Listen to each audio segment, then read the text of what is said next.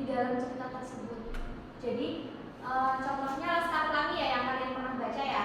Nah, dari novel Laskar Pelangi ini kalian bisa membayangkan bagaimana kondisi bangunan tua sekolah pada zaman itu. Lalu menulis itu gurunya masih menggunakan kapur, bukan pakai spidol. Itu karena apa? Karena kalimat-kalimat yang disusun itu membuat si pembaca berimajinasi. Jadi bisa membayangkan. Nah, di sini Ibu akan menjelaskan mengenai materi teks deskripsi. Ada yang tahu teks deskripsi itu apa? Teks yang menggambarkan objek secara rinci. Yang menggambarkan objek secara rinci. Ngomong-ngomong, menggambarkan objek secara rinci yaitu bisa menggunakan panca indera seperti melihat, mendengar, lalu meraba, mencium. Tujuannya adalah agar pembaca maupun pendengar seolah-olah melihat langsung objek yang sedang dideskripsikan. Nah, berbicara tentang seolah-olah melihat secara langsung, kalian kan sering membaca novel ya. Yang pernah kalian baca itu novel Laskar Pelangi. Jadi kalian bisa membayangkan bagaimana kondisi sekolah, bangunan tua, atapnya itu sering bocor kalau hujan ya. Jadi kan bisa kegambar karena dari kalimat-kalimatnya itu membuat pembaca atau kalian yang sedang membaca novel itu seolah-olah nyata, seolah-olah kalian melihat, merasakan ya. Nah, objek apa aja yang diamati jika kita akan membuat teks prosedur? Itu bisa dari orang. Orang ini ada apa aja? Ada bapak, ada ibu, teman, adik, cowoknya siapa? Lalu yang kedua tempat ini kalian pernah ke Jogja? Pernah. Kalau ke Jogja biasanya kalian kemana yang paling ingat? Ke Candi ya, ke Candi Borobudur, Candi Prambanan, ke Malioboro. Malioboro bukan Malioboro ya. Malioboro. Nah, dari tempat-tempat itu kalian bisa menuangkan ke dalam tulisan melalui teks deskripsi. Jadi kalian bisa membuat si pembacanya nanti membayangkan ternyata di Candi Prambanan ini ada 1000 candi. Lalu ada patung siapa? Dewi siapa namanya? Ada yang masih ingat? Roro Jonggrang. Nah, ya betul sekali, Roro Jonggrang. Jadi kalian bisa mendeskripsikan bagaimana suasana yang ada di Candi Prambanan itu. Lalu yang selanjutnya ada benda. Ini bisa jadi benda-benda kesayangan kalian. Ada yang boneka yang lucu, boleh. Lalu apa lagi, Mbak Jana? Sepeda. Nah, sepeda baru, sepatu roda baru, rollerblade, jalan-jalan ya. Nah, yang selanjutnya ada ciri-ciri dari teks deskripsi. Yang pertama itu menggambarkan atau melukiskan suatu objek. Jadi kalian membuat teks deskripsi dengan jelas. Jadi agar si pembaca ini benar-benar membayangkan, ternyata bentuknya itu besar, ternyata wanginya itu harum. Kalau semisal kalian sedang mendeskripsikan bunga ya. Yang selanjutnya melibatkan kesan indera sehingga gambaran objek menjadi jelas. Contohnya seperti bunga mawar, misalnya bunga mawar yang berwarna merah sangat wangi. Nah, itu kan menggunakan indera cium dan melihat ya. Betul sekali. Lalu yang selanjutnya membuat pembaca maupun pendengar seolah-olah melihat langsung. Itu kalian bisa menggunakan diksi-diksi yang bisa pembaca ini membayangkan, oh ternyata kejadiannya seperti ini, jadi bisa terbayang langsung seperti itu. Lalu yang keempat, menjelaskan ciri-ciri objek secara terperinci. Di sini ada jenis-jenis teks deskripsi, ada dua. Yang pertama itu berdasarkan mendeskripsikan objek, lalu yang kedua berdasarkan objeknya. Yang berdasarkan mendeskripsikan objek itu dibagi menjadi dua, ada deskripsi eksplanatoris, yaitu teks yang berisikan tentang kejadian yang nyata.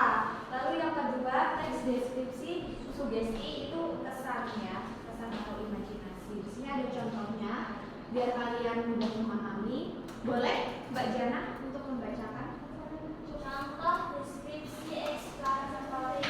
Pasar Kalirejo memulai aktivitas ekonominya setiap hari sejak pukul 7.00 WIB. Kepadatan lalu lintas di gang masuk pasar disebabkan oleh volume kendaraan roda 2 pengunjung yang berpapasan dengan mobil pick up pengangkut logistik sayuran. Kegiatan transaksi jual beli ini berdampak pada tingginya tingkat kebisingan yang didominasi oleh interaksi verbal antara pedagang dan pembeli serta klakson kendaraan. Selain komoditas sayur segar, sektor kuliner seperti lapak gorengan dan penyediaan es balok juga beroperasi guna memenuhi kebutuhan konsumsi serta pengaweten bahan pangan di area pasar. Nah, ini adalah contoh dari teks deskripsi eksplanatoris, yaitu teks yang berisikan tentang nyata ya. Nah, jadi di sisi nyatanya itu Pasar Kalirejo memulai aktivitas ekonominya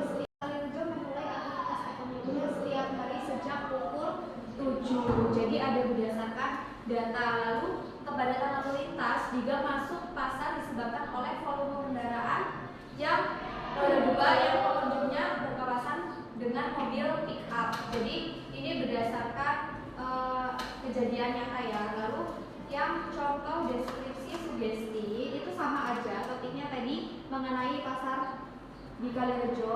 Ini contohnya, pagi buta di pasar Kalirejo terasa begitu hidup. Di celah gang sempit, riuh tawar-menawar antara ibu-ibu dan penjual sayur beradu bising dengan klakson sepeda motor. Aroma gurih mengepul dari wajan gorengan panas bercampur dengan bau segar tumpukan sawi yang baru turun dari pick up. Ada yang bisa membedakan antara sugesti dan eksplanatoris ini apa? Jadi yang contoh dari teks deskripsi sugesti ini kayak berdasarkan ya nyata ya, maksudnya yang bisa dirasakan gitu. Sementara yang eksplanatoris ini berdasarkan kejadian nyata.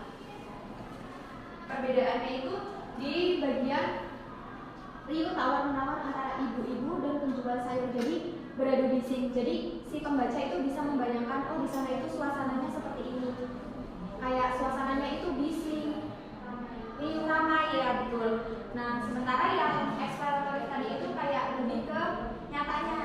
Jadi Pasar Kalirejo ini memulai aktivitasnya di jam 7. Jadi setiap hari itu jam 7 pagi Pasar Kalirejo itu buka ya. Ya, jadi bisa membedakan di sini antara sugesti dan eksplanatoris? Bisa sekali. Nah, di sini berdasarkan objeknya. Yang pertama itu deskripsi tempat yang tadi sudah Ibu jelaskan, mengenai yang kalian sering pernah berkunjung ke candi ya, ke Jogja, Candi Malioboro, apa mas tadi? Malioboro. Oh, Malioboro. Nah, itu bisa ya. Lalu yang kedua, deskripsi orang. Tadi kata Mbak Javanya cowoknya. Gak boleh ya, jangan dulu. Jadi boleh ibu, bapak, adik, teman ya. Lalu yang ketiga itu deskripsi benda. Jadi seperti sepatu rodaku yang baru ya. Betul. Lalu deskripsi waktu, teks deskripsi yang menggambarkan urutan waktu. Di sini ada yang masih bingung? Kalau masih bingung nanti Ibu jelaskan lagi. Boleh? Sudah jelas? Sudah jelas. Sudah siap belum kita masuk ke sesi diskusi? Siap. Sudah siap. berarti kalian benar-benar memahami ya pemaparan materi tadi yang sudah disampaikan. Kalau sudah jelas, sekarang kita memasuki sesi diskusi. Di sini Ibu sudah menyiapkan. Kalian boleh mengeluarkan kertas lembar. Ibu akan membagi kelompok A dan kelompok B. Untuk kelompok A, itu kalian akan membuat teks deskripsi berdasarkan lampiran foto yang sudah Ibu sediakan. Lalu kelompok B, kalian boleh membuat teks deskripsi berdasarkan video yang sudah Ibu sediakan. Jadi nanti kalian bisa membedakan antara bagaimana cara membuat teks deskripsi dengan hanya melihat dengan yang melihat dan mendengar. Jadi nanti ada perbedaan ya pasti. Nah, untuk kelompok A dan kelompok B, ini kan muridnya ada 20 ya. Satu kelompoknya Ibu bagi ada 10 orang. Jadi yang sebelah kiri ini adalah kelompok A, yang sebelah kanan Ibu itu kelompok B. Nah, untuk kelompok A nanti bisa mengamati lampiran foto yang sudah Ibu siapkan. Lalu yang kelompok B, silakan kalian melihat ke layar yang ada di depan kalian ya. Ini yang kelompok A, Ibu bagi ya lampiran foto yang sudah Ibu bagikan. Yang ini jalan besar. Untuk kelompok A dipersilakan untuk mengerjakan. Lalu kelompok B bersiap-siap untuk fokus ya, karena sebentar lagi itu akan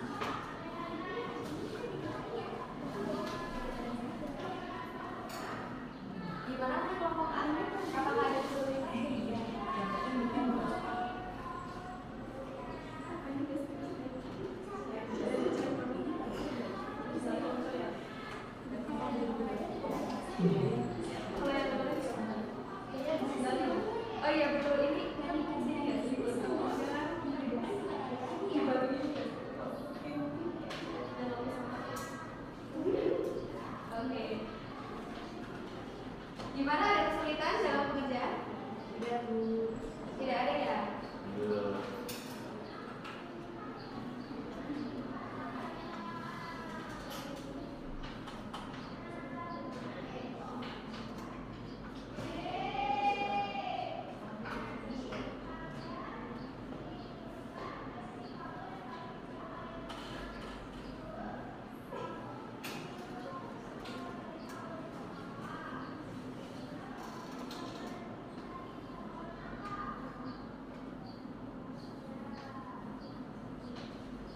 Baik anak-anak, jika tugas kalian belum selesai boleh dibawa untuk PR. Nah nanti yang dari kelompok B tadi kan video ya, nanti Ibu share videonya di WA ya. Tugas kalian